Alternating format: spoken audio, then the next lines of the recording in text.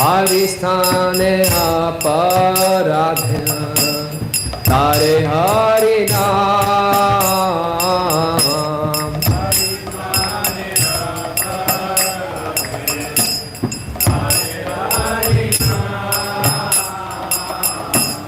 तुम स्थाने अपराधे नहीं परित्राण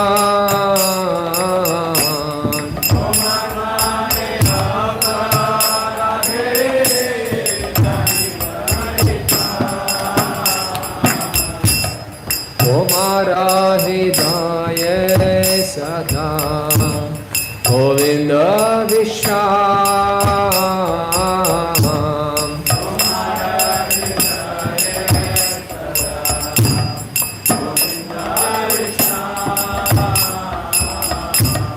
गोविंद करे नाम वैष्णव परा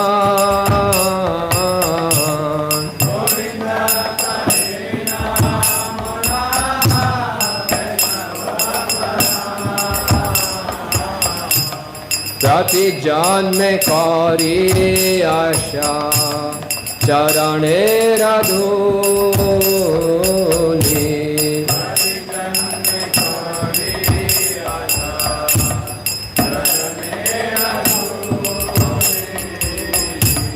नरोत्तम करा गया अपनार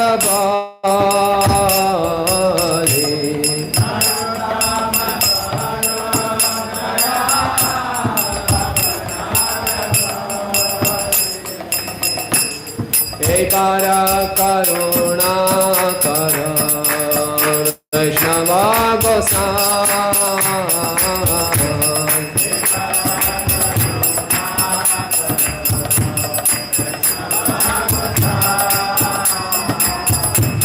पतिता पवना तुमा बिन कहना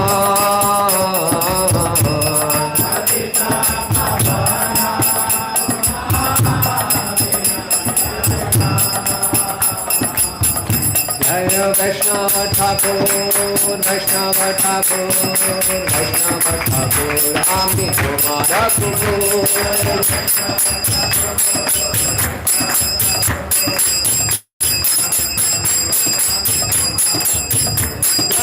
प्रभु प्रभा प्रभु प्रभा प्रभु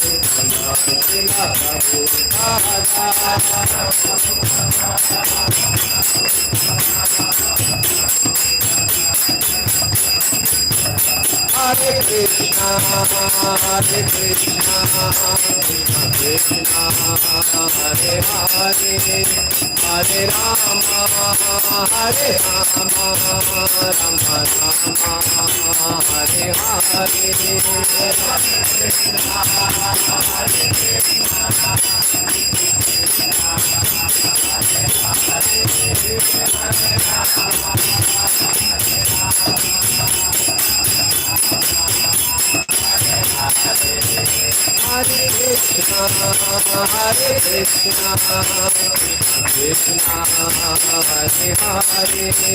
Hare Rama, Hare Rama, Rama Rama, Hare Hare.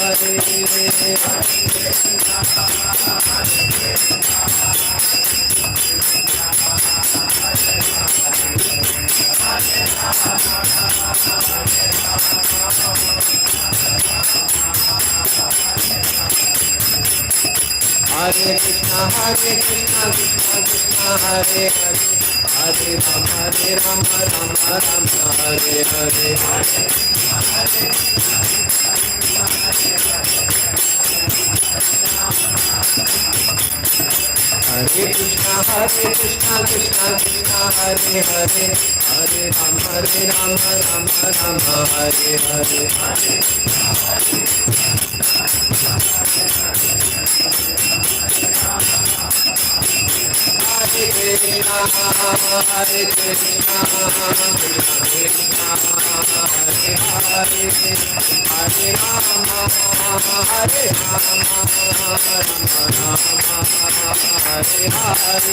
Rama,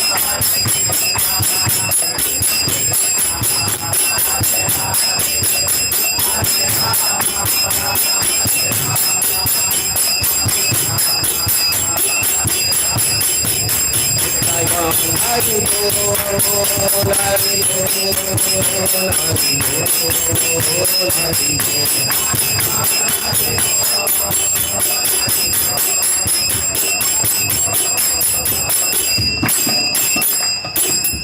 Ram Vishnupad Paramhans Prabhupada Stotro.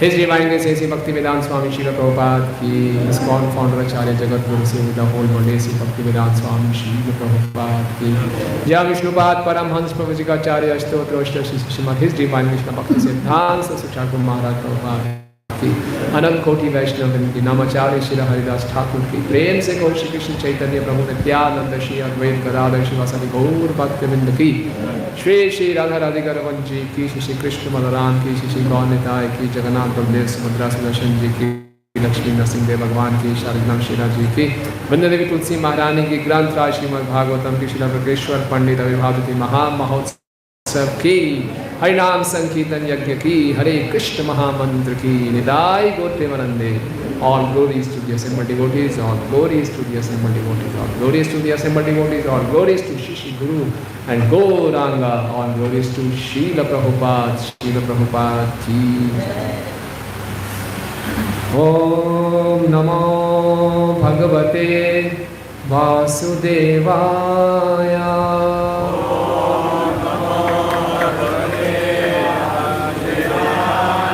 Om Namo Bhagavate Vasudevaya.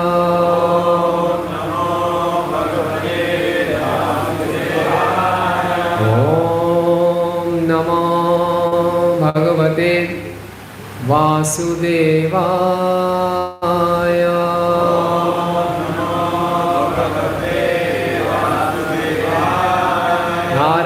Namaskrityam naram chaiva narottamam devim saraswatim vyasam tato jayamudiraye nashtaprayeshu abhadreshu nityam bhagavad sevaya bhagavati uttam shloke bhaktir bhavati nashtaki krishnaya vasudevaya devi nandanaya cha nandagopakumaraya govindaya namo namaha. Hare Krishna. आज बहुत ही विशेष दिन है। आज चैतन्य महाप्रभु के बहुत ही प्रिय पार्षद अक्रेश्वर पंडित जी का प्राकट्य दिवस है, आविर्भाव दिवस है। उनके विषय में चर्चा करेंगे। पुस्तक भागवत और व्यक्ति भागवत में कोई अंतर नहीं है। आज भक्ति भागवत के बारे में चर्चा करेंगे। और इसके विषय में चैतन्य चरितामृत और चैतन्य भागवत में कपिलेश्वर पंडित जी का वर्णन आता है। तो बोर्ड पे आदि लीला अध्याय 10 का प्रयाग नंबर 17 लिखा हुआ है। जय जय श्री चैतन्य जय नित्यानंद, जय जय श्री चैतन्य जय नित्यानंद,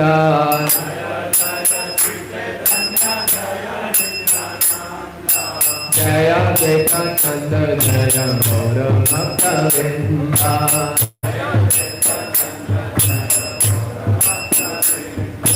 जय द्वैतानंद जय गौर भक्तवृंदा,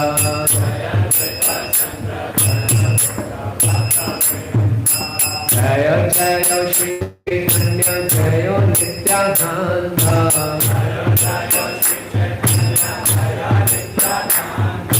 जय द्वैतानंद जय गौर भक्तवृंदा,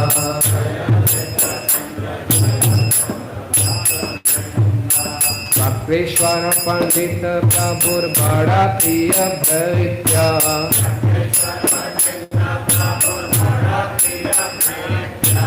एक भावे 26 हर जान नित्या,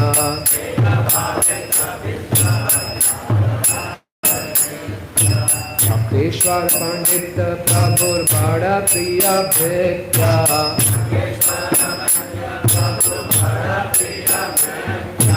एक भावे 26 हर जान नित्या,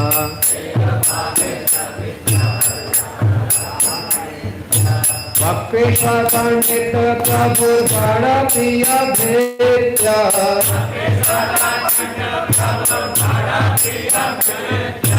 एक भावे 26 हर जान नित्या,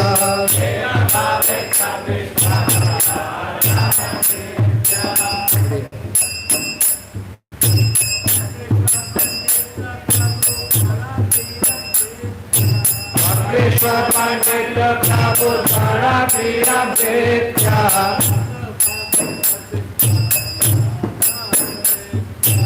एक भावे 26 हर जान नित्या,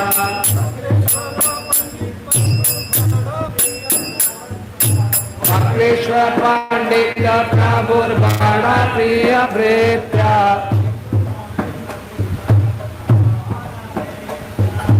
एक भावे 26 हर जान नित्या,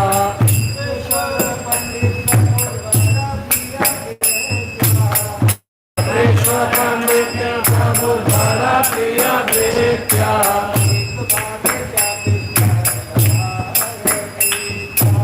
एक भावे 26 हर जान नित्या,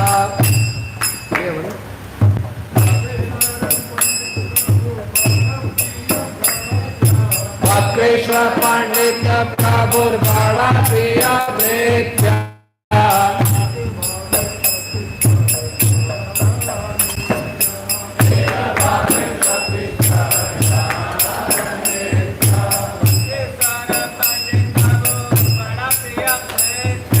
कपिलेश्वर पंडित प्रभु बड़ा प्रिय भृत्या,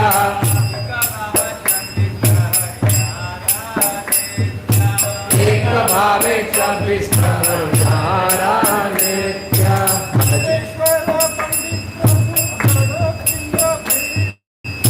कपिलेश्वर पंडित प्रभु बड़ा प्रिय भृत्या,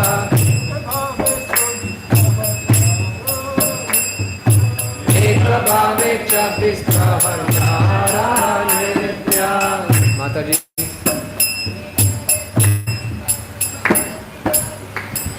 कपिलेश्वर पंडित प्रभु बड़ा प्रिय भृत्या,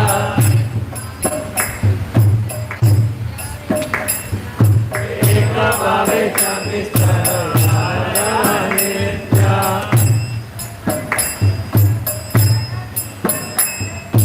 कपिलेश्वर पंडित प्रभु बड़ा प्रिय भृत्या,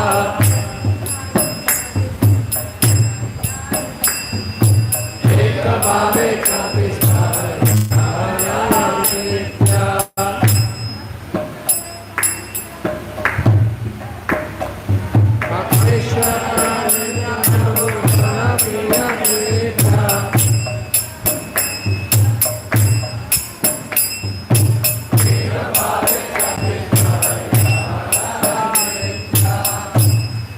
धन्यवाद। शब्दार्थ अनुवाद एवं तात्पर्य श्री भक्ति वेदांत स्वामी श्रील प्रभुपाद जी के द्वारा श्रील प्रभुपाद की। वक्रेश्वर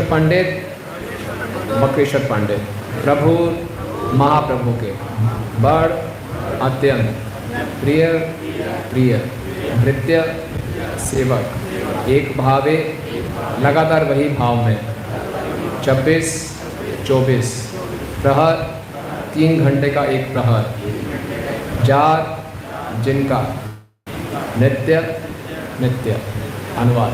वृक्ष की 5वीं शाखा वक्रेश्वर पंडित श्री चैतन्य महाप्रभु के अत्यंत प्रिय सेवक थे। वे 72 घंटे तक लगातार भाव विभोर होकर नृत्य कर सकते थे। तात्पर्य गौर कड़ादेश दीपिका 71 में कहा गया है कि वक्रेश्वर पंडित अनिरुद्ध के अवतार थे, जो विष्णु चतुर्व्यूह वासुदेव, संकर्षण, अनिरुद्ध तथा प्रद्युम्न में से एक थे। वे लगातार 72 घंटे तक अद्भुत ढंग से नृत्य कर सकते थे। जब श्री चैतन्य महाप्रभु ने श्रीवास पंडित के घर पर अभिनय में भाग लिया था, तब वक्रेश्वर पंडित मुख्य नर्तकों में से एक थे और वे लगातार उतनी देर तक नाचते रहे। श्री चैतन्य महाप्रभु के एक उड़िया भक्त श्री गोविंद दास ने अपनी पुस्तक गौर कृष्णोदय में वक्रेश्वर पंडित के जीवन चरित्र का वर्णन किया है। उड़ीसा में वक्रेश्वर पंडित के अनेक शिष्य हैं और वे उड़िया होते हुए भी गौड़िया वैष्णव कहलाते हैं। इन शिष्यों में श्री गोपाल गुरु तथा उनके शिष्य श्री ध्यानचंद गोस्वामी उल्लेखनीय हैं। ओम अज्ञानतिमिरन्धस्य ज्ञानञ्जनशलाकया चक्षुरुन्मिलितं येन तस्मै श्रीगुरुवे नमः। श्रीचैतन्यमनोभीष्टं स्थापितं येन भूतले स्वयं रूपा तदा मह्यं ददाति स्वपदान्तिकं।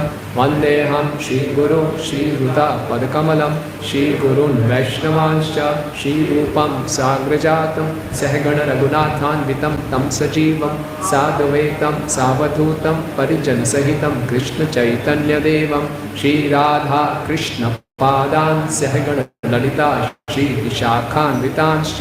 हे कृष्णा करुणा सिंधु दीनबंधु जगत्पते गोपेश गोपिका कांत राधा कांत नमस्तुते। तप्त कांचन गौरांगी राधे वृंदावनेश्वरी वृषभानुसुते देवी प्रणमामि हरिप्रिये। वाञ्छाकल्पतरुभ्यश्च कृपा सिन्धुभयेव च पतितानां पावनेभ्यो वैष्णवेभ्यो नमो नमः। जय श्री कृष्ण चैतन्य प्रभु नित्यानंद श्री अद्वैत गदाधर श्रीवासादि गौर भक्त वृंद। हरे कृष्णा कृष्णा कृष्णा हरे हरे, हरे राम राम राम हरे हरे। नमः ओं विष्णुपादाय कृष्ण पृष्ठाय भूतले श्रीमते भक्ति वेदांत स्वामिनिति नामिने। नमस्ते सारस्वते देवे गौरवाणी प्रचारिणे निर्विशेष शून्यवादी पाश्चात्य देश तारिणे।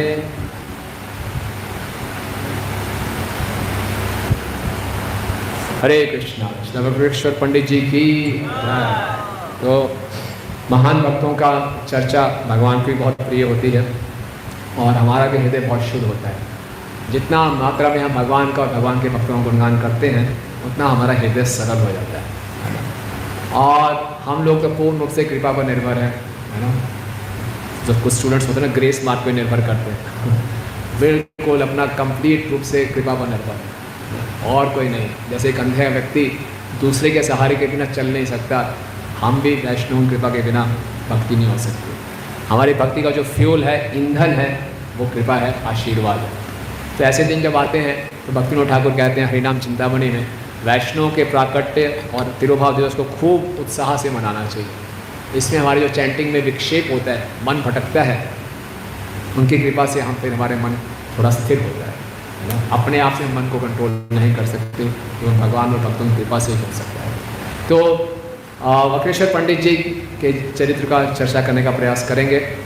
इतने महान जो वैष्णव हैं, स्वयं अनिरुद्ध के अवतार हैं और कई जगह ये बताया गया कि तुंग विद्या जो भगवान के अष्टसिद्धियों में से हैं, उसके भी अवतार हैं।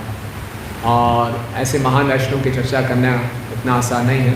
इंग्लिश में कहा जाता है it takes one to know one, है ना। किसी के स्तर को जानने के लिए हमें भी उस स्तर पर होना चाहिए। लेकिन श्रीमद् भागवतम में सुखदेव गोस्वामी कहते हैं कि जिस प्रकार से हर एक पक्षी की अपनी एक पहुंच होती है आकाश में उड़ने की, तो हमारी भी एक पहुंच है जहां तक अपना बेस्ट प्रयास कर सकते हैं। श्रील प्रभुपाद की कृपा से गुणगान करने का प्रयास करेंगे ताकि हम सबका हृदय शुद्ध हो और दिव्य आनंद की अनुभूति हो सके। तो बक्रेश्वर पंडित जी का यहाँ बहुत सुंदर वर्णन आया है एक प्रयाग में कि वो महाप्रभु की एक शाखा थी चैतन्य चरितामृत के 10वें अध्याय में। चैतन्य वृक्ष के स्कंद शाखाएं तथा उप शाखाएं चैतन्य महाप्रभु की तुलना एक वृक्ष से की गई है ना, और इसकी कई शाखाएं, उनके जो पार्षद हैं उनकी शाखाएं उप शाखाएं हैं। तो उसमें से 5वीं शाखा वो बक्रेश्वर पंडित है और बहुत ही प्रिय भृत्य बक्रेश्वर पंडित प्रभु बड़ प्रिय भृत्य, बहुत ही प्रिय भृत्य हैं। एक भावे 24 प्रहर जार नृत्य, एक ही भाव में लगातार 24 मतलब 24 प्रहर मतलब 3 घंटे, 24 into 3 कितने हो गए 72 घंटे, एक ही भाव में लगातार, बीच में थोड़ा रेस्ट नहीं, थोड़े थकावट नहीं, नींबू पानी जूस वगैरह पी के चलो फिर नाच नहीं, एक ही भाव में 72 घंटे तक जार नृत्य कर सकते। कमाल है, क्या वर्ल्ड रिकॉर्ड सेट हुआ है। हम चेक करें Guinness book of world record में, कोई चेक कर सकता है कितना डांसिंग, कंटिन्यूस डांसिंग का रिकॉर्ड होगा। ऐसा तो हो ही नहीं सकता, 24 घंटे नॉन स्टॉप। तो निश्चित रूप से इस जगत का नृत्य नहीं है, पूरे आध्यात्मिक जगत का नृत्य है। और चैतन्य महाप्रभु अपने भक्तों के साथ लीला कर रहे हैं और हम सब इस संसार के जीवों को उन्होंने आध्यात्मिक जगत की झलक दिखा दी कि वहाँ कैसे नृत्य होता है। वहाँ के जो नृत्य पार्षद लोग थकते नहीं हैं, परेशान नहीं होते, भूख नहीं लगती, प्यास नहीं लगती, 72 घंटे तक नाच रहे, एक्सटेसी प्रेम। तो ये विशेषता है जो बक्रेश्वर पंडित जी की। और बक्रेश्वर पंडित जी ऐसा नाच रहे हैं कि जैसे कहते हैं ना, हमारे जितने भी गुरुजन हैं, महाप्रभु कीर्तन नित्य गीत वादित माद्यन मनसो रसे, प्रतिदिन हम सुबह गाते हैं। इस दिन से षड गोस्वामी अष्टकम में कृष्णा कीर्तन गान नर्तन करो। संकीर्तन आंदोलन बिना नृत्य के क्या हो। हम सब जब पहली बारी आकर्षित हुए, हमें से कई भक्त संकीर्तन से आकर्षित हुए, और संकीर्तन में सबसे जो महत्वपूर्ण होता है वो नृत्य, कि लोग इतने खुश होकर नाच कैसे रहे। तो यार पहली बारी जब मैं इस्कॉन टेम्पल में गया था वृंदावन में 1996 से, पप्पा सेनेटेरिया था, शाम का समय था, गौर आरती चल रही थी, मैं देखकर हैरान हो गया, लोग ऐसा नाच कैसे रहे, संभव कैसे है, ऐसे कैसे कोई नाच सकता है इतना फ्रीली, कोई चिंता ही नहीं, नाच रहे हैं और आनंद में। कोई संसार में हमें नाचना होता है, पता नहीं क्या क्या करना होता है, हम सब जानते हैं। मैरिज पार्टीज में ऐसे सब नाचते तो लोग कितना अंदर पेट्रोल डालते हैं फिर और अगले कई दिनों तक उनकी तबीयत खराब होती है, लड़ाई झगड़े होते हैं, पता नहीं क्या क्या हो जाता है। और यहाँ सब आनंद में नाच रहे हैं, जगह कम है, पसीने निकल रहे हैं, फिर भी सब नाच रहे हैं। तो नृत्य संकीर्तन बिना नृत्य के कोई मिठास ही नहीं ना, नृत्य ही सबको आकर्षित करता है। और ये हमारी भक्ति का सब बहुत महत्वपूर्ण अंग है नाचना। ये नहीं कि केवल शुरू में भक्त है तभी नाचना, जितना नाचेंगे उतना भक्ति में उत्साहित रहे, नाचते रहे भगवान की प्रसन्नता के लिए। भक्ति रसामृत सिंधु में भी, और जब चैतन्य महाप्रभु ने सनातन गोस्वामी जी को साधना भक्ति के अंग बताए 64 अंग, उसमें से एक प्रमुख अंग है विग्रह के सामने नाचना, एक प्रमुख अंग है।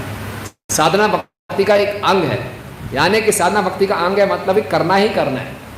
जैसे साधना भक्ति का गंगा एकादशी का पालन करना है तो करना ही करना है, चॉइस थोड़ी है। उसी ढंग से विग्रह के सामने आए तो नाचना ही नाचना है, चॉइस नहीं आज मेरा मूड नहीं नाचूंगा, हम ऐसा नहीं कह सकते आज मेरा मूड मैं एकादशी नहीं रखूंगा। विग्रह के सामने आते हैं प्रणाम करते हैं, प्रणाम करना भी भक्ति का एक अंग है। प्रणाम करते हैं तो सामने खड़े नहीं हो जाना, ऐसे भगवान आपके खड़े देखना नहीं चाहते, राजा हैं वो, नाचना उनके सामने। एकला ईश्वर कृष्ण आर सब व्रत्य, वो ईश्वर है, हम उनके सेवक हैं, जैसे वो नचाएं वैसे नाचना है। भगवान के सामने नहीं नाचेंगे तो माया तो नचा ही रही है, सबको नचा रही है। और हम देखते हैं कि भगवद गीता के इंट्रोडक्शन से पहले जो फोटोज़ हैं काफ़ी अच्छी है ना, उसमें एक है ना कि फोटो माया अपने 3 गुणों से हमको नचा रही है, बिल्कुल कठपुतली की तरह हम नाच रहे हैं, रजोगुण तमोगुण ऐसे नाच रहे हैं सब। नाचना ही नाचना, तो ना भगवान के सामने नाचें, जब भगवान के सामने नाचेंगे उस कठपुतली के सारे के तार कट जाएंगे, हम बिल्कुल फ्री हो जाए, फ्री हो। और श्रीला प्रभुपाद ने कहा है भागवतम के 6 स्कंध में, कोई गौर नेताई के सामने उत्साहपूर्वक नाचेगा गाएगा उसको पूरा आत्म साक्षात्कार प्राप्त होता है। कुछ करना ही नहीं, कलयुग में तो संकीर्तन ही विधि है ना। और हम सांख्य योग करते रहे, एनालिसिस करते रहे, मैं शरीर नहीं आत्मा हूँ, कुछ समझ में नहीं आता। गौर निताई के सामने उत्साहपूर्वक उनकी प्रसन्नता के लिए नाचेंगे गाएंगे तो पूरा सिद्धि को हम प्राप्त कर सकते हैं। तो इस प्रकार से हम लोग निश्चित रूप से बक्रेश्वर पंडित जी का अनुकरण नहीं कर सकते, 72 घंटे तो नहीं नाच सकते हम। कितना नाच सकते हैं बताइए, कितनी कैपेसिटी है हमारे नाच? आधा घंटा हो जाता है, आधा घंटा, वेरी गुड। और हमें से कितने भक्त हैं जो प्रतिदिन नाचते हैं?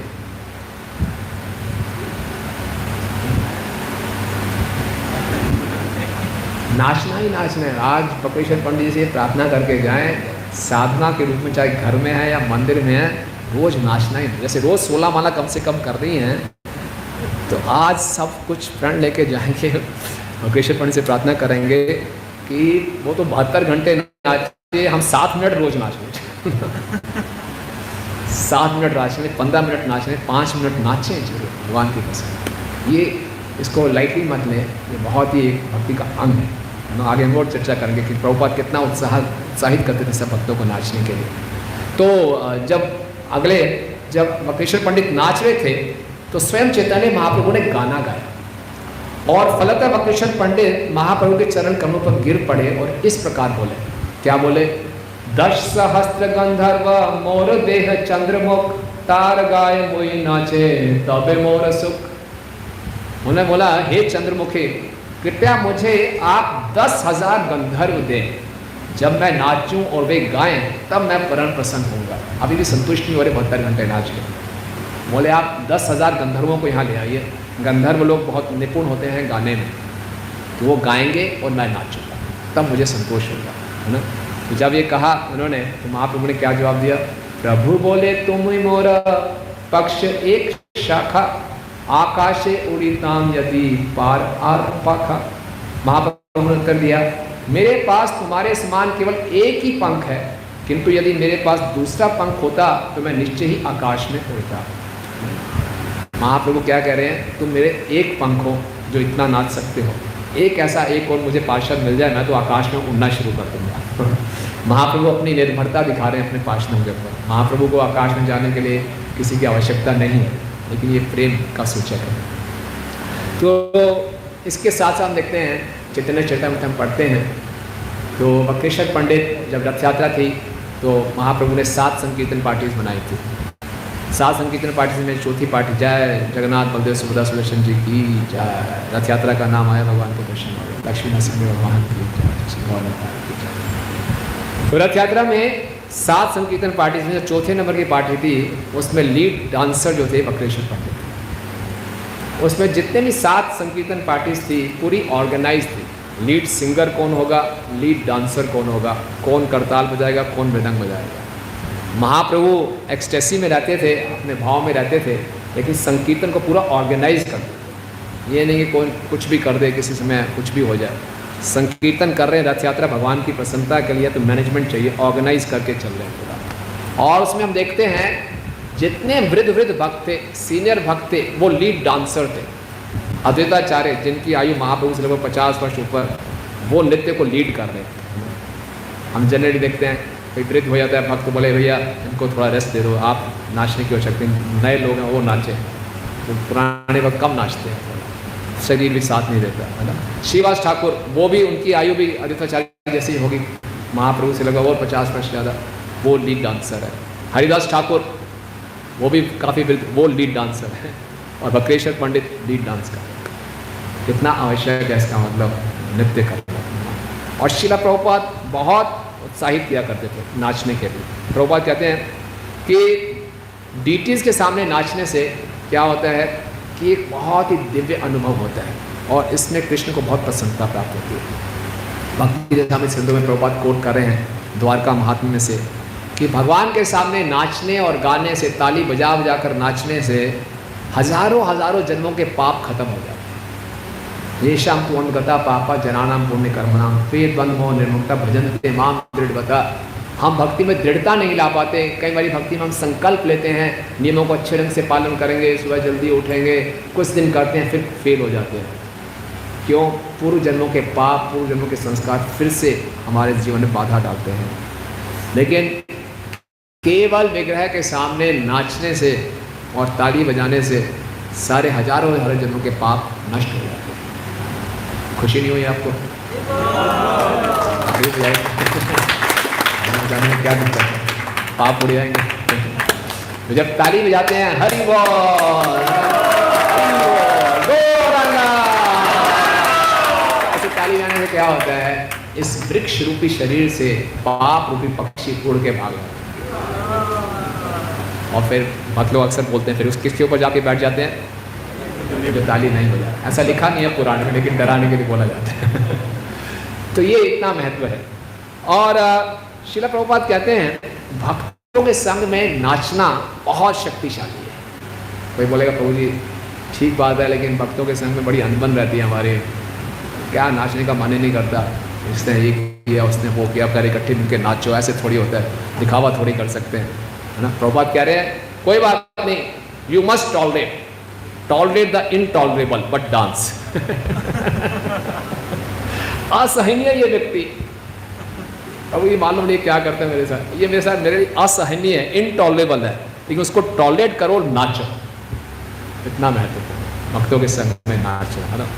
प्रभुपाद 1973 में रथ यात्रा थी लंदन में। प्रभुपाद रथ से नीचे उतरे और नाचने लगे ऐसे। 6 मील का रास्ता था, प्रभुपाद नाचते रहे ऐसे। सारे भक्त हैरान। उस समय प्रभुपाद की आयु 77 वर्ष की थी और प्रभुपाद खूब नाचे, बार बार पीछे मुड़ते थे, जगन्नाथ जी के दर्शन करते थे, ऐसे उछल के नाचते थे और सारे भक्त पागल हो गए, सब नाच रहे हैं। पुलिस हैरान, पुलिस भक्तों को बुलाती थी, tell this swami to go fast, जल्दी निकलो, ट्रैफिक जाम हो रहा है। स्वामी जी को बोलो जल्दी जाएं, रुक क्यों रहे हैं बार बार। किसी की हिम्मत नहीं होती जाके प्रभुपाद को बोले जल्दी चलो, और पुलिस से सुनते जाके फिर वो भी नाचना शुरू कर देते। इतना नाचते थे प्रभुपाद। और प्रभुपाद चाहते थे, जब प्रभुपाद एक बार गुरु पूजा में बैठे थे, हम लोग गुरु पूजा करते हैं, तो प्रभुपाद साक्षात यहाँ बैठे हैं, गुरु पूजा में भक्त लोग नाच रहे थे बड़े उत्साह से। प्रभुपाद ने कहा और सब जोर से नाचने लगे। प्रभुपाद को बहुत अच्छा लगता था कि गुरु पूजा में भक्त लोग उत्साहित होकर नाचे। एक बार प्रभुपाद खुद नाच रहे थे, सारे भक्त भी नाच रहे थे, देखो 150 भक्त थे हॉल में। एक भार्गव प्रभु थे, वो खुद कह रहे हैं अपने मेमोरीज में कि मैं कई बार डिप्रेशन चला जाता था, व्यक्ति डिप्रेशन में चला जाता है, उदास हो जाता है, उसका नाचने का मन नहीं करता। वो पीछे कोने में कहीं खड़े थे, इधर उधर ऐसे चल रहे थे, सब नाच रहे हैं, उनका मन ही खुश नहीं है, उन क्यों नाचे। और उनको बुलाया, आओ यहाँ पे आओ, नाचो। जबरदस्ती नचाया और नचाना शुरू कर दिया, और मैं सारा डिप्रेशन गायब हो गया। और मैं कभी भी जब डिप्रेशन में जाता हूँ, प्रभुपाद की बात मुझे याद आती है, आओ नाचो। तो प्रभुपाद ने बोला अगर आपका नाचने का मन नहीं भी कर रहा, फोर्स योरसेल्फ टू डांस, अपने आप को नाचने के लिए बाध्य करो, ब्लिस विल कम, आनंद आना शुरू हो जाए। हम अगर अपने मूड पर निर्भर करेंगे, मेरा मन मानेगा तो नाचूंगा, तो पता नहीं कब नाचेंगे। मन तो इतना उदास रहता है हमेशा, संसार में इतनी प्रॉब्लम्स हैं ना, कहाँ मन खुश होगा। ये तो मन के सहारे चले तो कभी नाचने का मन ही नहीं करेगा। तो अपने आप को फोर्स करना पड़ता है, तो फिर अपने आप आनंद आएगा।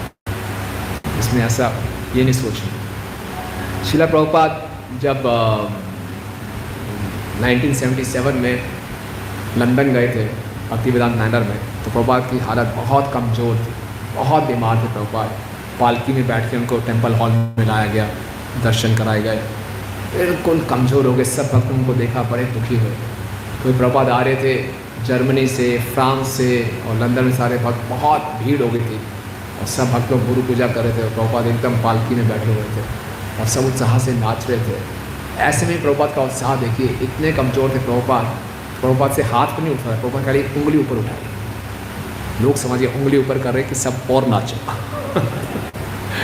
बस केवल उंगली की और सब अपने नाचना और शुरू कर लगे। इतना भक्त लोग प्रभुपाद की प्रसन्नता के लिए नाचते थे, प्रभुपाद को इतना पसंद था कि हम सब नाचो। एक बार क्या हुआ कि सब भक्त इकट्ठे हो गए, शिकागो से आ गए, लॉस एंजलिस से आ गए, राधा दामोदर पार्टी से, लंदन से, और सब में कंपटीशन होता था कि अब राधा दामोदर पार्टी के भक्त लोग कीर्तन करेंगे, नाचेंगे, अब शिकागो मंदिर के, अब लंदन मंदिर के, और सब एक से बढ़कर एक उछल रहे थे, नाच रहे थे। तो एक भक्त था, उसको इस पसंद नहीं आया, क्या इतना पागलों की तरह नाच रहे हैं, ऐसे थोड़ी नाचना चाहिए। तो प्रभुपाद के पास गया, उसके साथ और भी राधा दामोदर पार्टी के भक्त थे। मैंने प्रभुपाद पागलों की तरह नाच रहे हैं सर, एकदम पागल, एकदम वाहियात नाच रहे हैं सर। उसने सोचा प्रभुपाद कुछ बोलेंगे। प्रभुपाद बोला, yes when you become a lover of Krishna you just dance like a mad man. सब बोले हरि बोल। तो ये प्रभुपाद इस प्रकार से कहते थे। एक बार ये 1968 की बात है, स्टार्टिंग में जो प्रभुपाद जी ने इंट्रोड्यूस किया था नृत्य, वो स्वामी स्टेप इंट्रोड्यूस किया। हाथ खड़े करके एक पैर यहाँ ले जाना, फिर यहाँ ले जाना, फिर यहाँ ले जाना, फिर बड़ा सोबर डांस था इस टाइप से।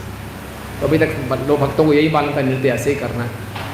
तो एक बार प्रभुपाद बैठे थे व्यास आसन पे और भक्त लोग ऐसे नृत्य कर रहे थे, ऐसे ऐसे करके।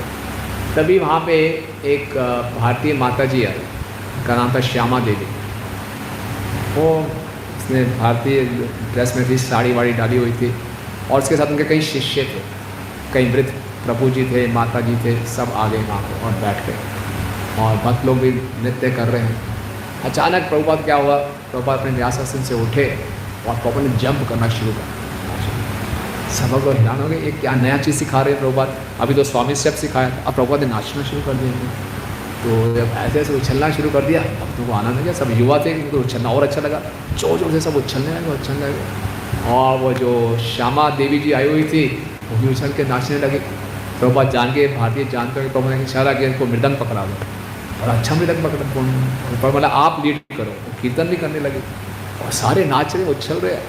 तभी वहाँ पे फटाफट एक भक्त नृत्य चल ही रहा है। ये बात है लॉस एंजलिस में, तुरंत फ़ोन मिलाया बॉस्टन मंदिर में, Prabhupada is jumping, Prabhupada is jumping. अरे प्रभुपाद इज जंपिंग का मतलब क्या है? अरे वो स्वामी स्टेप भूल जाओ आप, कोई स्वामी स्टेप नहीं है। प्रभुपाद कहते हैं जंपिंग कैसे करें? बोले एक्सटेसी में दोनों हाथ खड़े करो और नाचो ऐसे। अच्छा, बॉस्टन से फ़ोन किया मॉन्ट्रियल में, Prabhupada is jumping, Prabhupada. Montreal से फ़ोन किया लंदन में, पूरे संसार में खबर फैल गई प्रभुपाद इज जंपिंग। अब पूरे नाचने का स्टाइल बदल गया, अब हमने ऐसे नाचना है।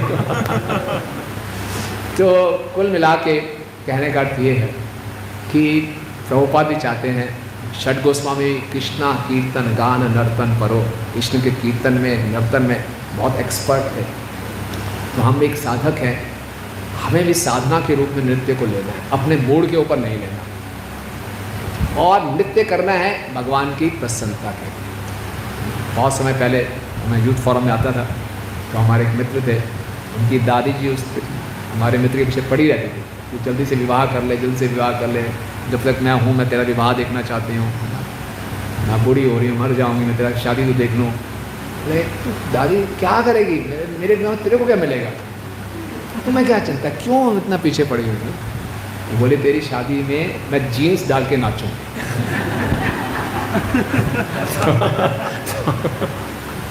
तो बात मतलब कि वो बूढ़ी माता जी थी, लोग नाचते हैं दूसरों को दिखाने के, उसकी ये अरमान था हृदय में कि मैं भी नया उसमें फैशन चलता है, मैं भी जीन्स डाल के मैं नाच चुका हूँ।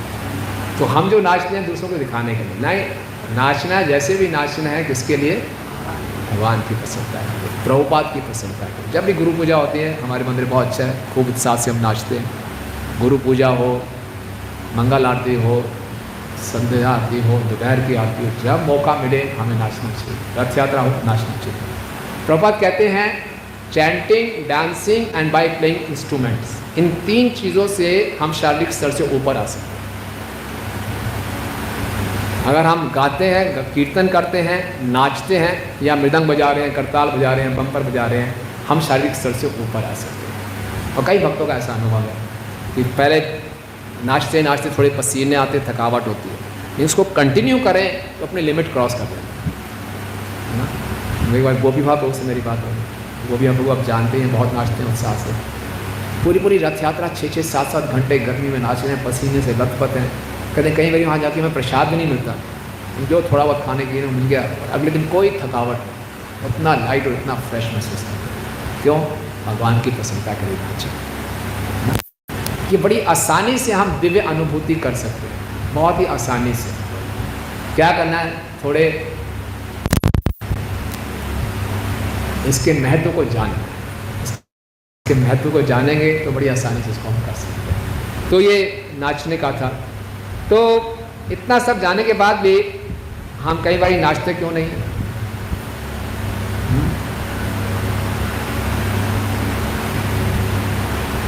क्या दिक्कत आती है नाचने में?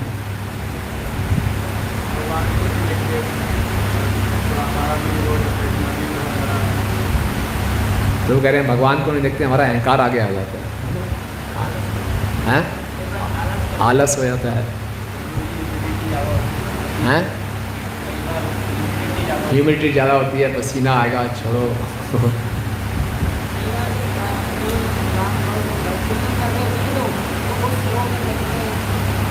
कीर्तन स्लो चल रहा होता है, स्लो नाच सकते हैं।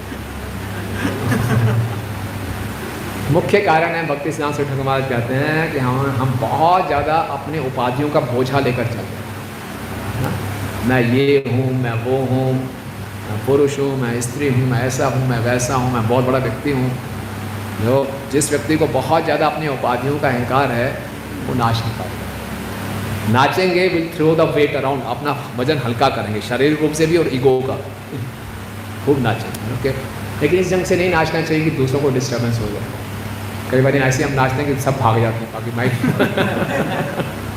इस ढंग से ना नाचें।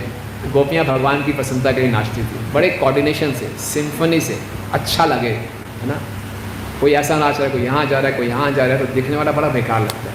तो इस ढंग से नाचना चाहिए कि सामूहिक रूप से गुरु और कृष्ण प्रसन्न। ओके, तो ये वक्रेश्वर पंडित जी की विशेषता थी। वक्रेश्वर पंडित जी ने एक और इनका जो मुख्य इंसिडेंट है, पर इसकी चर्चा करते हैं, फिर और छोटी छोटी बातें हैं। वक्रेश्वर पंडित की कृपा से देवानंद पंडित का उद्धार हुआ था। देवानंद पंडित कुलिया में रहते थे, और जो देवानंद पंडित महाअध्यापक थे, उनको बोला गया श्रीमद् भागवतम के महाअध्यापक। बचपन से ही वो भागवतम का पाठ करते थे, और भागवतम के अलावा किसी अन्य ग्रंथ का उन्होंने पाठ किया ही नहीं। और बचपन से ब्रह्मचर्य का पालन, सारी इंद्रियों पे पूरा संयम, सही व्यवहार, पूरे गंभीर व्यक्ति, लेकिन भागवतम के तात्पर्य को नहीं जानते थे। इसका मुख्य तात्पर्य भक्ति है। तो एक बारी चैतन्य महाप्रभु अपने पार्षदों के साथ कुलिया से निकल रहे थे, तो उन्होंने देवानंद पंडित के भागवतम के पाठ को सुना। महाप्रभु को बहुत क्रोध आया, बोले मूर्ख व्यक्ति कैसे भागवतम का उच्चारण कर सकता है, इसको मालूम नहीं भागवतम क्या है। भागवतम साक्षात कृष्ण है, सभी पुरुषार्थ भक्ति भागवत है, प्रेम रूपे भागवत चारि वेद कहे। भागवत तो प्रेम का रूप है, चारों वेद यही कह रहे हैं। चारि वेद दादी भागवत नवनीत, मिथि लेना शुक खाई लेना परीक्षित। जो भागवत है वो चार वेद दही के समान है, दही के समान है, और भागवत मक्खन के समान है। इसका मंथन सुखदेव गोस्वामी ने किया और इसको खाया परीक्षित ने। ये मूर्ख धूर्त व्यक्ति क्या भागवतम का गुणगान कर सकता है, इसको भागवतम का कुछ नहीं मालूम। तो बहुत क्रोध कर रहे थे, और उन्होंने बोला, बहुत सुंदर बात बोली, कि कोई भी मुझ में, मेरे सेवक में और भागवतम में कोई भेद देखता है तो उसका सर्वनाश होगा। भगवान खुद कह रहे हैं, मुझ में, मेरे सेवक में और भागवतम में कोई भेदभाव करेगा, उनको अलग देखेगा, उसका सर्वनाश हो जाएगा। और कोई व्यक्ति ऐसे भागवत पठन करने वाली की पूजा करता है, उससे सुनता है, तो यमराज जी उसको दंड देंगे। जो भागवत का पाठ कर रहा हो तो होगा ही होगा, लेकिन जो ऐसे भागवत पाठकों से सुन रहे हैं तो यमराज जी उसको दंड देंगे। तो बोले इतना क्रोध आ गया चैतन्य महाप्रभु को, मैं जाऊँगा, बोलते मैं अभी जाके इसकी भागवतों को फाड़ देता हूँ, टुकड़े टुकड़े कर दूँगा। भक्तों ने बड़ी मुश्किल से रोका, महाप्रभु अब रुक जाइए। महाप्रभु को बड़ा क्रोध आ रहा था, महाप्रभु चले गए वहाँ से। एक दिन बाद और महाप्रभु वहाँ से निकल रहे थे, तो हुआ क्या था कि देवानंद पंडित प्रतिदिन भागवतम का पाठ करते थे। तो एक बार श्रीवास ठाकुर जी ने सोचा यहाँ पे भागवतम का पाठ चल रहा है, तो वहाँ जाके उनकी सभा में बैठ गए, और भागवतम के श्लोकों का उच्चारण सुनते ही श्रीवास ठाकुर को एक्सटेसी होगी, प्रेम में आ गए, और वो जोर जोर से सिसकियाँ भर के रोने लगे। और देवानंद पंडित के कुछ शिष्य थे, वो भागवतम को पढ़ रहे थे, बोले क्या रो रहा है जोर जोर से, हमें डिस्टर्बेंस हो रही है। सर ने बोले इसको भगाओ यहाँ से, समय उठा कर उनको बाहर फेंक दिया। और जो उनके गुरु थे देवानंद पंडित, चुपचाप व्यास आसन में बैठे रहे, उन्होंने कुछ नहीं कहा। तो इतना बड़ा अपराध कर दिया उनके शिष्यों ने, और देवानंद पंडित ने उस अपराध को होते हुए टोका नहीं, तो वो भी अपराधी बन गए। और श्रीवास ठाकुर जब वापस बाहरी चेतना में आए तो बड़े उदास होकर घर वापस आ गए। लेकिन महाप्रभु से उन्होंने कहा नहीं, लेकिन महाप्रभु तो सर्वज्ञ हैं, जानते हैं, तो उनको मालूम था। तो जैसे ही उनको देवानंद पंडित दोबारा दिखाई दिए, महाप्रभु ने इतना क्रोध किया बोले श्रीवास ठाकुर का क्या अपराध था कि तुमने उसको बाहर फेंक दिया? क्या भागवतम सुन के कोई रो रहा है भगवान के प्रेम में? ये अपराध है?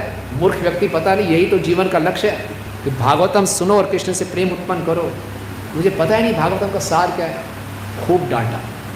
और देवानंद पंडित की क्या विशेषता थी, उन्हें चुपचाप डांट सुन ली।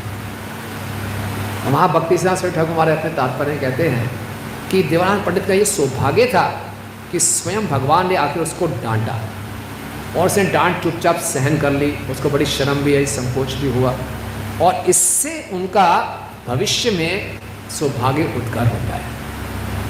भविष्य, इस डांट खाने से भविष्य में उनको सौभाग्य प्राप्त होता है। तो जब क्या सौभाग्य प्राप्त होता है कि जब चैतन्य महाप्रभु वृंदावन जा रहे थे राम के लिए से होते हुए, वो बंगाल से होकर गए थे। तो बंगाल में वो विद्या वाचस्पति से मिले थे, साधु भट्टाचार्य से मिलकर वो कुलिया में आ गए थे। कुलिया आजकल हम जाते हैं जहाँ पे जगन्नाथ बाबा जी की समाधि है। कितने लोग हैं, याद है कुलिया ना? नवद्वीप टाउन में हम जाते हैं तो वो क्षेत्र कुलिया ग्राम है, और वहाँ को उसको बोला जाता है अपराध भंजन स्थली। वहाँ पे चैतन्य महाप्रभु ने जो भी उनके पास आ रहा था सबकी इच्छाएं पूरी कर रहे थे। तो एक ब्राह्मण आया महाप्रभु के पास और ब्राह्मण ने कहा कि आप सर्वशक्तिमान हैं, आप कुछ भी कर सकते हैं। भूतकाल में अनजाने में मेरे से वैष्णवों की निंदा हो और भगवान की निंदा हो, और मैं बहुत पश्चाताप कर रहा हूँ। अब मैं क्या करूँ इससे मुक्त हो जाऊँ? मैं बहुत दुखी हूँ कि मुझसे वैष्णवों की निंदा हो गई जाने अनजाने में। महाप्रभु ने कहा कि जिस मुख से तुमने विष का पान किया है उस मुख से अमृत का पान करो। बोले उसका क्या मतलब? बोले वैष्णवों की निंदा करना विष के समान है और उनका गुणगान अमृत के समान है। ये अमृत जो है ये विष के प्रभाव को कम कर देगा।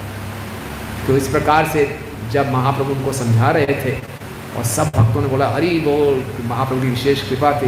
बोले जाओ वैष्णवों की और भगवान की महिमा में सुंदर सुंदर कविताएं लिखो और निरंतर उनका गुणगान करते रहो और दोबारा से उनकी निंदा ना करना।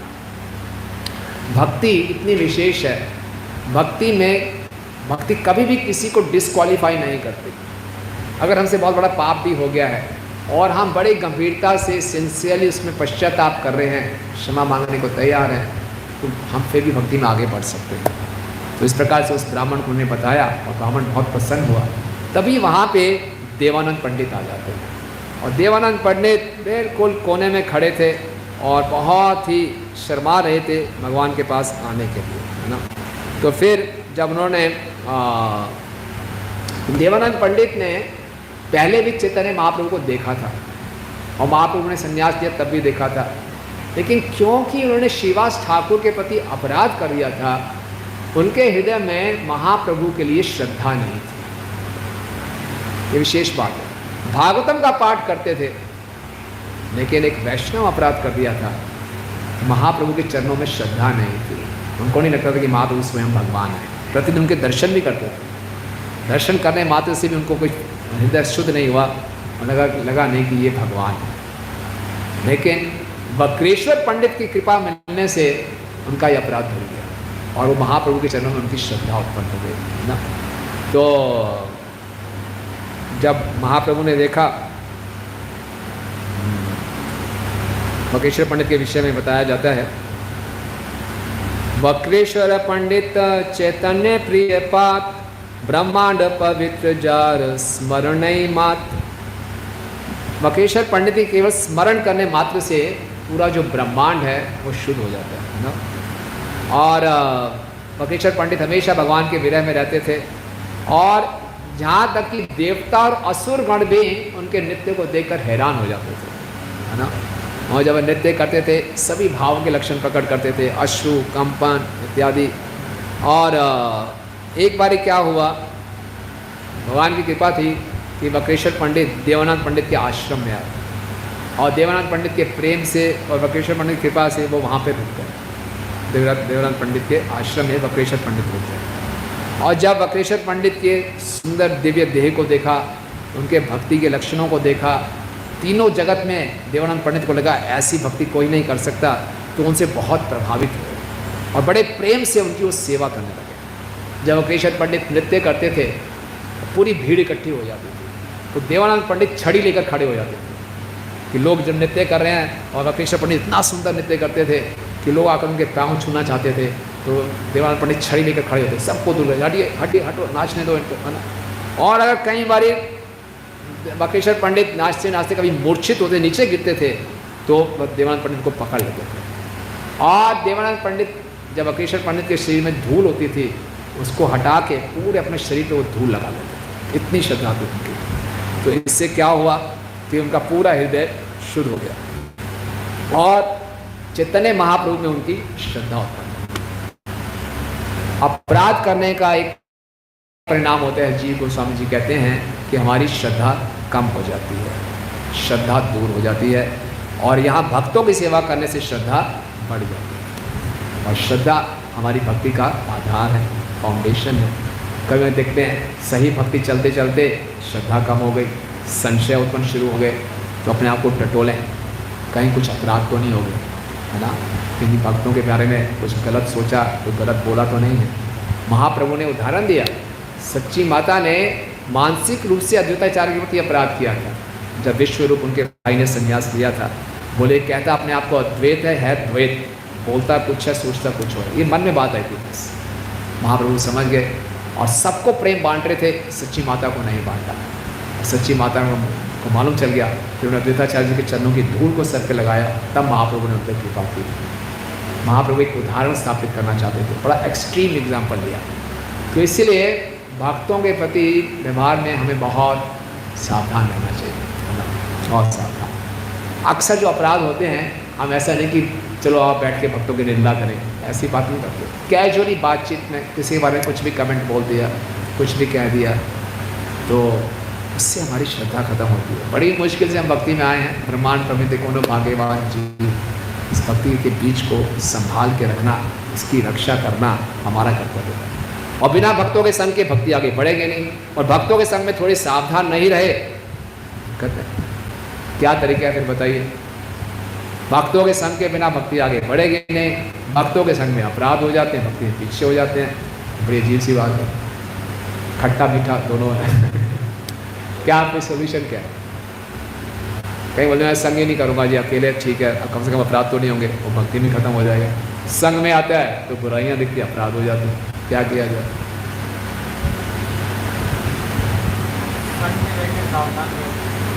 संग में रह के सावधान, हाँ, इम्पोर्टेंस याद दिलाते हैं कि हाँ संग करना कैसे सीखना पड़ेगा, संग कैसे करना है, हैं फैमिलियर ना हो,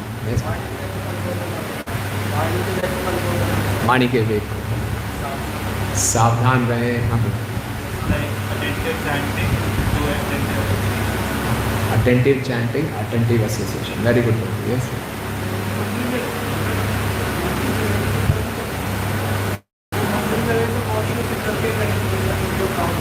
मंदिर में तो सावधान रहे, मंदिर के बाहर बोल रहे हैं, मंदिर में lamb at home line on chairs. प्रचार के जाए तो बोल रहे हैं कि बाहर भी जाएं, जब भी भक्तों के समुदाय में हों, किसी जीव के प्रति भी अपराध ना करें। कोई जीव बाद में भक्त बन गया तो हमारा अपराध अपडेट हो जाता है, ऑनलाइन अप्लाई नहीं करना पड़ता कि जीव अपराध से वैष्णव अपराध अपडेट कर दीजिए, तुरंत ऑनलाइन अपडेट हो जाता है। तो भक्ति सिन्हास में ठाकुर महाराज कहते हैं इसका एक ही उपाय है, प्रणाद अपनी सुनिचे तरोर अपनी सहिष्णुना अमान ही नामान में कीर्तन सदा है। इस चेतना से थोड़ा सा डेविएट होंगे, अपराध कर बैठे, है ना। इसकी प्रैक्टिस करने का प्रयास करना चाहिए। अटेंटिव चैंटिंग, अटेंटिव डीलिंग, इन्हीं दो के माध्यम से हम भगवत धाम वापस जा सकते हैं। अक्सर लोग पूछते हैं प्रभु जी चैंटिंग अटेंटिव नहीं हो रही, अटेंटिव नहीं हो रही। अटेंटिव चैंटिंग के पीछे अटेंटिव डीलिंग का बहुत बड़ा हाथ है। डीलिंग अटेंटिव होंगी तभी चैंटिंग अटेंटिव कर पाएंगे, चैंटिंग अटेंटिव होगी तभी डीलिंग अटेंटिवली कर पाएंगे। बहुत विशेष है।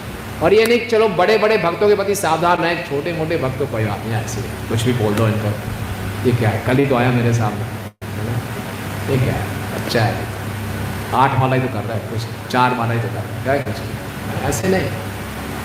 पूछा था सत्यराज खान ने चैतन्य महाप्रभु से कि हमारा उद्धार कैसे होगा। महाप्रभु को क्या बोला था? 2 कार्य बोले थे उनको। क्या? हरि नाम और वैष्णव सेवा।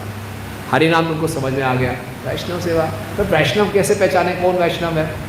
महाप्रभु बोला जिसने एक बार भी कृष्ण का नाम ले लिया वो वैष्णव है। अच्छा, अगले साल फिर आए, फिर पूछा ये प्रश्न कैसे उद्धार होगा? बोले वैष्णव सेवा हरि नाम। फिर पूछा वैष्णव कौन है? विश्वास ही नहीं होता, एक बार उसकी सेवा क्यों करूँ? ऐसे कुछ तो हो, जो निरंतर कृष्ण का नाम ले उसकी सेवा करो। अच्छा, तीसरे साल फिर आए, ये भी ज़्यादा लग रहा है, कौन है वैष्णव? बोले जिसको देखते मात्र से ही कृष्ण का स्मरण हो वो। आप लोग जब मार्केट में जाते हैं तिलक लगा के कंठी डाल के, लोग आपको क्या बोलते हैं? हरे कृष्णा, यानी कि आपको देख के लोगों को इसका स्मरण हो गया। इसका मतलब क्या है? हम सभी उसी कैटेगरी में, चाहे हम जैसे मर्जी हैं, हम जानते हैं अरे भैया इसका मॉर्निंग प्रोग्राम खराब है, इसका ये खराब है वो खराब है, लेकिन लोगों को हम कृष्ण का स्मरण करा देते हैं ये किन प्रकार है। तो सबसे अच्छा तरीका है वैष्णव में आए, उनके गुणों को देखने का प्रयास करें। कमियां सब में हैं, कमियां प्रकृति के 3 गुणों के कारण है। आत्मा का स्वभाव देखने का जाने का प्रयास करें। तो महाप्रभु के चरणों में उनकी श्रद्धा उत्पन्न हो गई। वैष्णव सेवा फल कहे ये पुराण, तार साक्षी यही सब देखे विद्यमान। भक्तों की सेवा करना पुराणों में कई बारी बताई गई है, और अब ये जो इंसिडेंट है, ये जो घटना है, ये साफ साफ उसका प्रमाण है ना। और जो देवानंद पंडित बचपन से बड़ा धार्मिक था, वैरागी था, सेल्फ कंट्रोल था, सब कुछ था, लेकिन महाप्रभु के चरणों में श्रद्धा नहीं थी क्योंकि उसने अपराध किया था। कृष्ण सेवा है तो वैष्णव सेवा बाढ़, भागवत आदि सब शास्त्र कैला दाट। वैष्णवों की सेवा भगवान की सेवा से ऊपर है। सभी शास्त्र और श्रीमद् भागवतम इसकी पुष्टि करते हैं ना। प्रसिद्ध वो पास टाइम है ना श्री संप्रदाय में, कांचीपुरम में वरदराज जी की पूजा करते थे, कांचीपुरम आते थे, कांचीपुरम है ना, रोज भगवान को पानी लेके आते थे, उनको चामर करते थे, भगवान से बातचीत करते थे। एक ब्राह्मण ने पूछा यार आपकी तो रोज बातचीत होती है भगवान से, पता कर लो मैं भगवत धाम कब जा रहा हूँ। आया पूछ लूँगा, मैं तो रोज़ की बातचीत होती है। वो ब्राह्मण कब जाएगा? बोले वो तुरंत चला जाएगा, उसको बोल दो। पूछा चलो अपने बारे में पूछ लेता हूँ, ऐसे तो कोई पूछने की जरूरत है ही नहीं, मैं तो रोज़ की बातचीत है, पूछ ही लेता हूँ। फिर भी बाई चांस मेरा क्या होगा? भगवान चुप, उत्तर ही नहीं आ रहा। अरे बताओ तो सही मेरा क्या होगा? आंसर ही नहीं आ रहा। प्रभु क्या हो रहा है? मैं तो चामर करता हूँ, आपके लिए पानी लेके आता हूँ, मेरा क्या होगा? तुम्हारा तो चांस मुश्किल है, मेरा मुश्किल है। तुम ब्राह्मण आपको कभी आता नहीं हो? जो ब्राह्मण भक्तों की सेवा करते हैं, तुम खाली मेरी सेवा करते हो, वैष्णव की सेवा नहीं करते। ऐसी की तैसी रखा चामर, बोले आप बाद में मिलूंगा आपसे। मैं तो बोला जीवन आपकी सेवा करता रहा, मैं ढूंढता हूँ किस वैष्णव की सेवा करनी। तो फिर गए परिक्रम भी करता है, कैसे उन्हें वैष्णव को पकड़ा। कोई उनको सेवा ही ना करने, आप इतने महान वैष्णव, आप थोड़ी बाल्टी में प्रसाद बांटेंगे, मत करिए, उसको कोई सेवा ही नहीं करने देता। तो वैष्णव सेवा करने का भी दुरापा ही अल्प तपसो, सेवा वैकुंठ वर्तमसो। बहुत मुश्किल से किसी को सौभाग्य प्राप्त होता है वैष्णव की सेवा करने के लिए। भगवान की सेवा का अवसर फिर भी मिल जाता है, भक्तों की सेवा करने का अवसर बहुत सौभाग्यशाली लोगों को मिलता है। इसलिए कृष्ण सेवा से ऊपर है वैष्णवों की सेवा। ओके, उसके बाद बहुत से श्लोकों का उच्चारण किया गया यहाँ पे। अतेक वैष्णव सेवा परम उपाय, भक्त सेवा हैते सही सबाई कृष्ण पाए। वैष्णव की सेवा सबसे उत्तम उपाय है, कोई भी कृष्ण को प्राप्त कर सकता है भक्तों की सेवा करके, सबसे परम उपाय। छाड़िया वैष्णव सेवा निश्चार पाइचे केवा।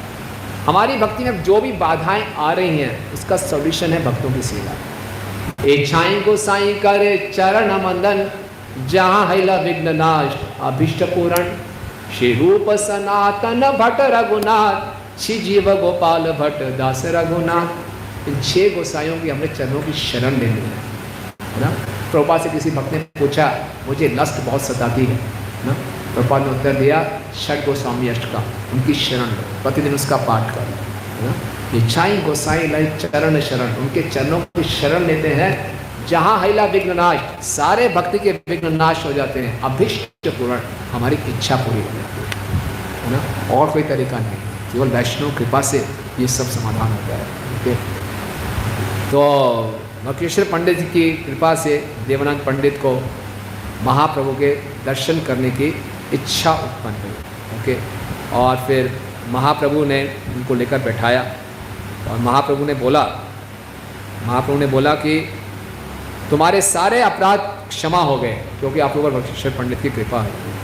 प्रभु बोले तुम यही सेविला वक्रेश्वर अतएव हेला तुम्ही आमार गोचर, क्योंकि तुमने वक्रेश्वर की सेवा की थी इसीलिए तुम मेरा दर्शन कर पा रहे हो। वक्रेश्वर पंडित प्रभु पूर्ण शक्ति से ही कृष्ण पाए जय ताहर करे भक्ति। वक्रेश्वर पंडित में भगवान की सारी शक्तियाँ हैं, कोई भी जो उनकी सेवा करेगा वो कृष्ण को प्राप्त करेगा। और एक आगे बहुत सुंदर प्रयास है, वक्रेश्वर हृदय कृष्ण निज घर, कृष्ण नित्य करे नाचीते वक्रेश्वर। कृष्ण स्वयं वक्रेश्वर के हृदय में रहते हैं और जब वक्रेश्वर नाचते हैं तो कृष्ण भी नाचते हैं ना। हमने जो भजन पढ़ा उसमें था तुम्हारे हृदय गोविंद करे विश्राम। बाकियों के हृदय में गोविंद हो सकता है विश्राम कर रहे हो, लेकिन जब वक्रेश्वर नाचते हैं तो गोविंद कृष्ण भी नाचते हैं, है ना। जिस स्थान में भी वक्रेश्वर चले जाते हैं वो स्थान वैकुंठ बन जाता है ना। इसी प्रकार से प्रभुपाद जी का भी था, प्रभुपाद बावरी में गए, प्रभुपाद ने बावरी स्ट्रीट को भी क्या बना दिया, वक्रेश्वर को वैकुंठ बना दिया। ओके, तो इसके बाद देवनाथ पंडित ने महाप्रभु के हाथ जोड़े, उनको प्रणाम किया, बोले महाप्रभु मेरे अपराधों को क्षमा कीजिए, मुझे बताइए भागवतम का पाठ कैसे करना चाहिए। शुरुआत में क्या बोलना चाहिए, मध्य में क्या बोलना चाहिए, अंत में क्या बोलना चाहिए। हम सभी भागवतम का पाठ करते हैं, शुरुआत कैसे करनी चाहिए, इंट्रोडक्शन कैसे करूं, बीच में क्या टेक्स्ट डालूं, एंडिंग कैसे। महाप्रभु बोला शुरुआत में भक्ति, मध्य में भक्ति और अंत में भक्ति, यही भागवतम का पाठ है। और कुछ भागवत प्रेम का रूप है और कोई रूप नहीं है। इस प्रकार से वक्रेश्वर पंडित जी की कृपा से देवनाथ पंडित का उद्धार हुआ, उनको महाप्रभु कृपा मिली। वक्रेश्वर पंडित इन्हें जो महाप्रभु ने स्वरूप दामोदर जी को बताया था कि आप रस उपासना के बारे में लिखो। रस उपासना का अर्थ है जो हम भजन करते हैं उसमें जो रस कैसे लाए, रस का आस्वादन कैसे करें। जो स्वरूप दामोदर जी ने करछे लिखे अपने डायरी में, उसके 2 भाग दिए। इस रस उपासना के 2 तरीके हैं, एक को बोलते हैं अंत्य मार्ग, आंतरिक मार्ग, एक है बाह्य मार्ग। आंतरिक मार्ग के जिम्मेवारी उन्होंने रघुनाथ दास गोस्वामी को, बाह्य मार्ग की जिम्मेवारी उन्होंने वक्रेश्वर पंडित को। अंत्य मार्ग क्या है कि जो हम जिसको हम फॉलो कर रहे हैं, केवल हरे कृष्ण महामंत्र के श्रवण और कीर्तन से नित्य सिद्ध कृष्ण प्रेम साधे कबुनाए श्रवण आदि शुद्ध चित्ते करय उदाय। भक्ति के नियमों का पालन करते रहे, विधियों का पालन करते रहे, स्वयं प्रेम अपने आप में उदय होगा। बाह्य मार्ग है वो वक्रेश्वर पंडित जी ने अपने शिष्य गोपाल गुरु को दिया। गोपाल गुरु के शिष्य थे ध्यानचंद्र गोस्वामी और उन्होंने गौरांग स्मरण पद्धति दी है। उसमें हम देखते हैं जैसे कई समय राधा कुंड में बाबा जी हैं, वो आपको स्मरण दीक्षा और क्या कहते हैं सिद्ध प्रणाली इत्यादि देते हैं। तो वो कोई देखा जाए तो एक परंपरा से आ रहा है, लेकिन जिस प्रकार से आज के समय उसका उपयोग हो रहा है, मेजॉरिटी उसका दुरुपयोग हो रहा है। क्योंकि वो जो स्मरण है वो तभी कर सकते हैं जब हमारा मन शुद्ध हो, कम से कम हम रुचि आसक्ति की स्टेज पे हो, तब उसको अपना सकते हैं। और ये जो मार्ग है जो रघुनाथ दास गोस्वामी के मार्ग में आ रहा है और हमारे आचार्य भक्तिविनोद ठाकुर, भक्ति सिद्धार्थ ठाकुर, श्री प्रभुपाद जी ने बताया, ये सुरक्षित मार्ग है। इसके साथ साथ ये वक्रेश्वर पंडित महाप्रभु के साथ जाया करते थे टोटा गोपीनाथ में, गंगाधर पंडित से श्रीमद् भागवतम सुनने। इस प्रकार से वक्रेश्वर पंडित का आविर्भाव है। तो हम खूब उनसे प्रार्थना करें कि हमारे हृदय में भी महाप्रभु के चरणों के प्रति श्रद्धा उत्पन्न हो, हम भी महाप्रभु की प्रसन्नता के लिए खूब नृत्य कर सकें और वैष्णवों की हम सेवा कर सकें, वैष्णव अपराधों से बचें। पॉजिटिव क्या है, खूब वैष्णवों की सेवा करें, मौका ढूंढें और यही हमारी भक्ति को आगे बढ़ाएगा। वक्रेश्वर पंडित जी की जय, श्रील प्रभुपाद की जय। प्रश्न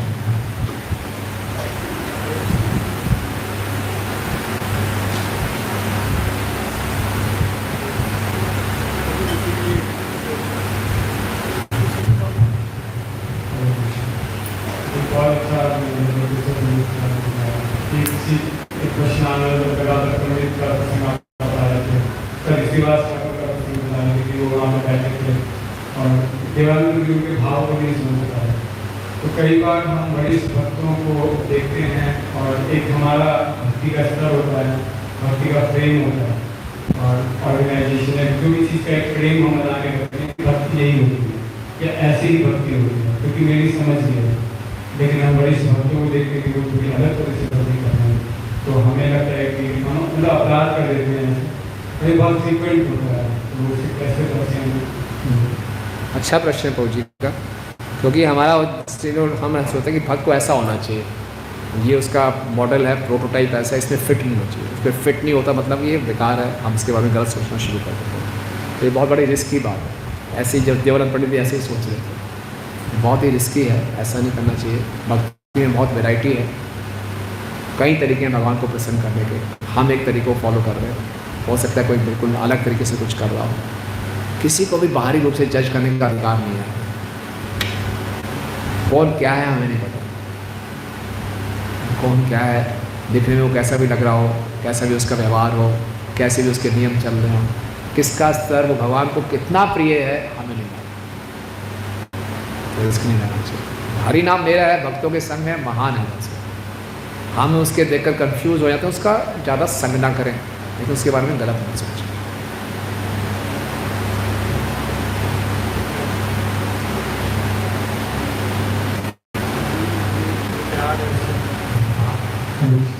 एक भाव है मतलब सबसे समान हुआ, तो कैसे करने मतलब इसका मतलब क्या है कि एक मूड में वो एक भावे का मतलब है बिना रुके लगातार उसी भाव में। थक गए, परेशान हो गए, किसी और को बोलो मैं थोड़ी नाचता रहूँगा, पागल हूँ क्या मैं? सब आराम से प्रसाद दे रहे हैं, मैं नाच रहा हूँ। सबको भेजो नाचने के लिए, ड्यूटी बनाओ, रोस्टर बनाओ, शेड्यूल बनाओ। 1 घंटा नाचूंगा, आधा घंटा नाचूंगे, क्या तरीका है? ऐसा कुछ नहीं, नाच ही आ रहे हैं की बात। हरे कृष्ण प्रभु जी, मेरा प्रश्न है कि कभी कभी मन से अपराध हो जाता है, ये हो ही जाता है, तो ये भी उतना ही बड़ा माना जाएगा जितना थ्रेशोल्ड से होता है, और दूसरा इसका क्या निवारण होगा? मन के अपराध को इतना गंभीरता से नहीं लिया जाएगा। हालांकि महाप्रभु ने सच्ची माता के अपराध को गंभीरता से लिया हमारे सामने उदाहरण उपस्थित करने के लिए, लेकिन फिर भी क्योंकि मन में है तो कहीं ना कहीं हमारी डीलिंग्स में आ ही जाता है। तो बेटर है कि उसको तुरंत नकार दें, है ना। सबसे अच्छा तरीका क्या है, किसी भक्त के लिए कोई नेगेटिव थॉट आ रहा है ना, उसको तुरंत उसी भक्त के बारे में पॉजिटिव थॉट देकर उसको काउंटर करें। भक्त में कुछ ना कुछ तो अच्छे गुण होते हैं, उसका नेगेटिव दिखाई दे रहा है, गलत दिखाई दे रहा है, तुरंत बोला नहीं इसके अंदर इतना अच्छा गुण है, उसको हटा दो। क्योंकि नेगेटिव लेकर चलेंगे, ऊपर से आप हरे कृष्णा बोल रहे हैं, प्रणाम कर रहे हैं, नहीं कुछ ना कुछ आपसे हो ही जाएगा, वाणी से या शरीर से हो ही जाएगा। बेटर उसको ना ही तपोना।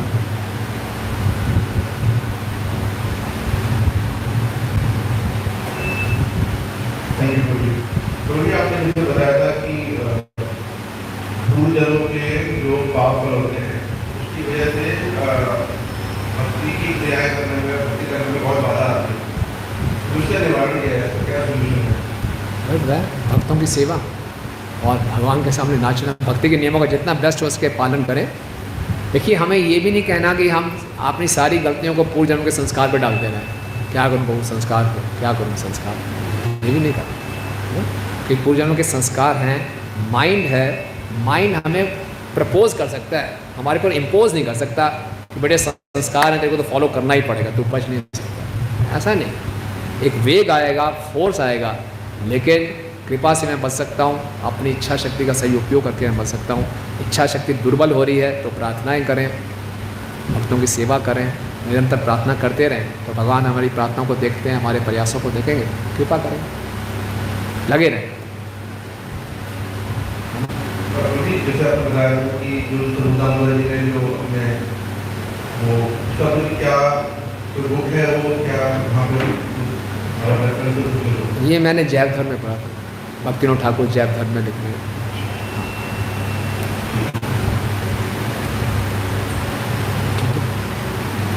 ओके, आपका प्रश्न है?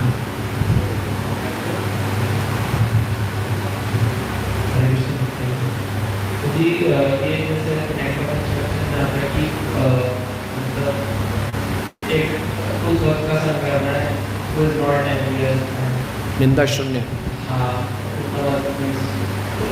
तो ये ऐसा हम देख नहीं पाते और उसको उधर भी उसको प्रभाव देखने आएगा pure devotee which serve a pure devotee and should have association of pure devotee. So किस तरह उसको समझ सकते हैं?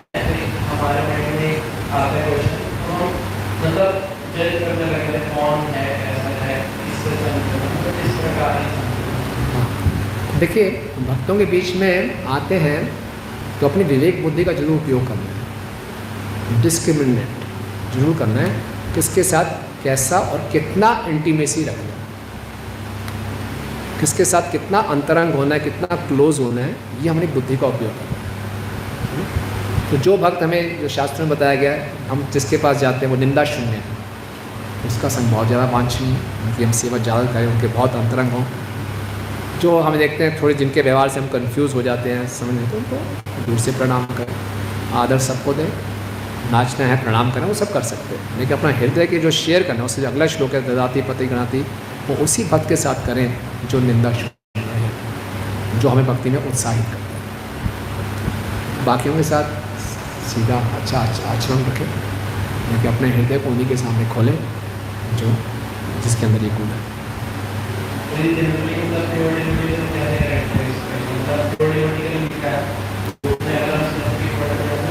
यही प्योर डिवोटी है।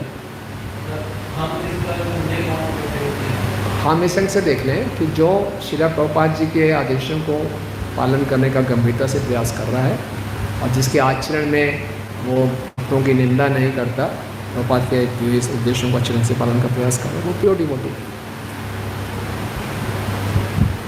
बस, और क्या प्योर डिवोटी का और क्या मतलब है? लेकिन जो प्रभुपाद की पुस्तकों उस नियमों का सही ढंग से पालन नहीं कर रहा, निंदा इत्यादि में लगा हुआ है, ठीक है, उस काम से हम नहीं करें, क्योंकि उसको आदर जरूर देंगे, क्योंकि वही प्रोसेस में है, वो भी साधारण जीव नहीं, और उसकी निंदा भी नहीं करेंगे।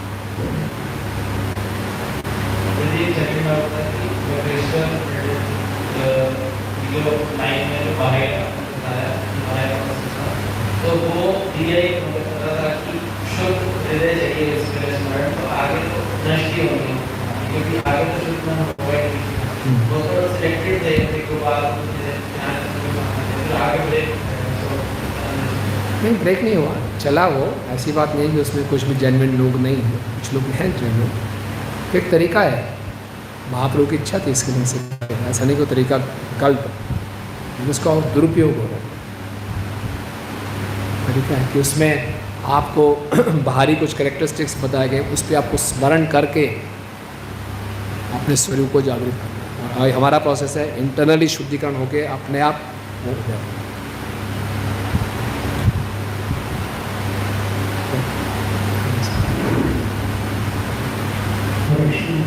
बहुत धन्यवाद, आपने बहुत सुंदर तरीके से और कृष्ण मंदिर की तरह था, जैसा आपका अनुवाद कैसा है और आपने लगता है कि काफ़ी हो गया, तो मेरा रिक्वेस्ट है कि 5 मिनट अगर आप कितने बार हमसे करते रहें तो बहुत अच्छा लगेगा। सही बात है, हमारे सामने गंधर्व के अवतार हैं केशव भाई को।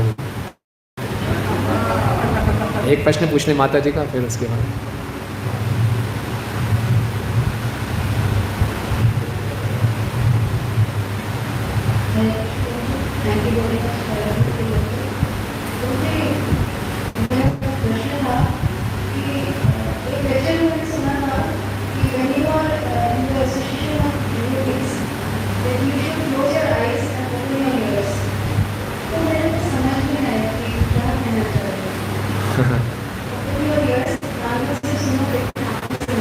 हाँ, मतलब कि देखिए ना माता जी, कई चीज़ें किस भाव में कही गई हैं, किस फ्लो में कही गई हैं, उसको देखना चाहिए।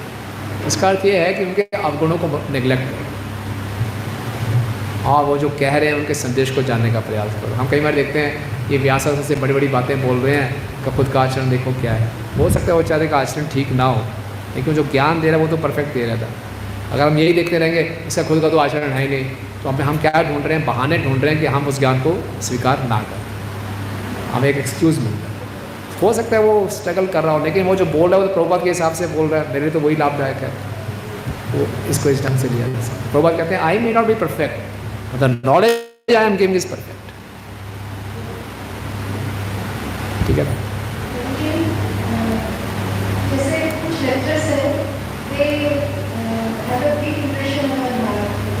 हृदय को बहुत शुरू करता है कुछ लेटर्स फिर भी बोलने की इतना अच्छा होता है कि deeply related question so letters are not so discrimination थोड़ी सी आ जाती है इज इट राइट आपका क्या डिस्क्रिमिनेशन आ जाती है? मतलब कि ये लेक्चर ज़्यादा अच्छा है ये कम है ऐसा थोड़ा सा मुझे हाँ देखिए, नेचुरल है। कई बातें, कईयों का ढंग हमें ज़्यादा हृदय को छुएगा, ये नेचुरल है। हम कोई इम्पर्सनल आंदोलन नहीं है कि सब एक है, हर कोई अलग अलग है। किसी की स्टाइल किसी को छुएगा, किसी का स्टाइल किसी को टच करेगा, हर एक का अपना अपना वो है। तो कोई दिक्कत नहीं है कि किसी से हम ज़्यादा प्रभावित होते हैं, उस व्यक्ति से कोई कम प्रभावित हो रहा है, कोई और दूसरा प्रभावित हो रहा है, ये तो चलेगा। जिससे हम ज़्यादा प्रभावित होते हैं ठीक है, हम उनको ज़्यादा सुन सकते हैं। लेकिन जो भी भागवतम के संदेश को, प्रभुपाद की वाणी को दोहरा रहे हैं, उनको हमें सुनना चाहिए, उनको आदर देना चाहिए। जिनसे ज़्यादा प्रभावित होते हैं उनको ज़्यादा सुन सकते हैं, इसमें कोई दिक्कत वाली बात नहीं। ठीक है, चलिए करें प्रभु जी कीर्तन। तो आज प्रार्थना करते हैं कि हम रोज़ अपने जीवन में 24 घंटे में अपने अपने शेड्यूल के हिसाब से हम सोच सकते हैं प्रतिदिन कुछ ना कुछ कीर्तन हम जरूर करें, नाचें भगवान के सामने, साधना के हमको। जय वक्रेश्वर पंडित जी की जय, श्रील प्रभुपाद की जय, हरिराम संकीर्तन की जय, गौर प्रेमानंदे।